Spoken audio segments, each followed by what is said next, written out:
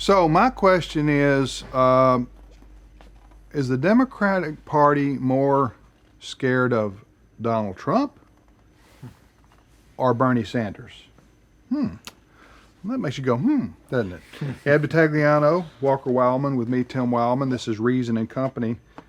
Well, there you go. What about Bernie?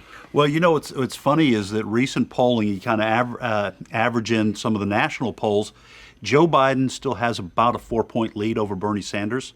But when you look at state polling, Iowa and New Hampshire, the first two contests of the season, as it were, Bernie's ahead. Bernie's ahead by 4 or 5 points in both Iowa and New Hampshire. Pete Buttigieg, the mayor of South Bend, Indiana, is in third place, about 5 or 6 points back.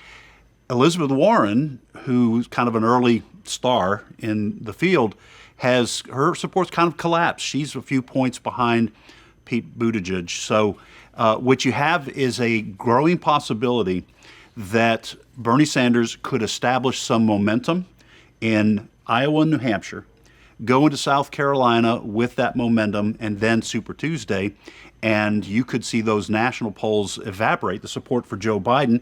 You could see the Bernie Sanders train start off in Iowa and start running up numbers. Yeah, and in Moscow. On to Beijing. Yes, that's right. The communists. I just made that up.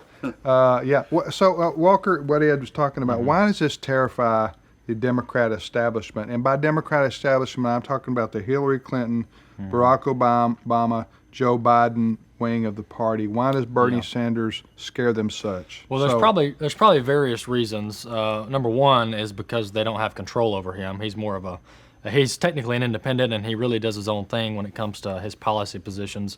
But also, you got to look at the general election, and this is the case that the Democrat leadership would make, such as Hillary Clinton, Joe Biden, Obama. They would say that Bernie Sanders can't win a general election, which may or may not be true, but that's the angle they're coming at it from, is that he can't win the general election.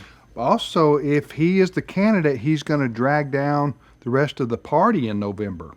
I think that's what's more worrisome to them, not although they, because he's a communist with his economic beliefs. And so he's going to be advocating that. Well, what representative or senator that's running on the Democrat side are going to be on the stage with him? Right. Yeah, so it presents real problems for the Democrats, and I'm not sure they know what to do with it yet.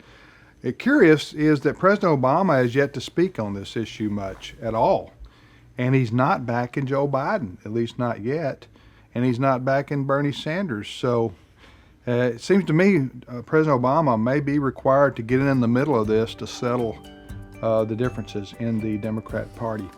And we care. We care about the Democrat Party. All right, see you next time on Reason and Company.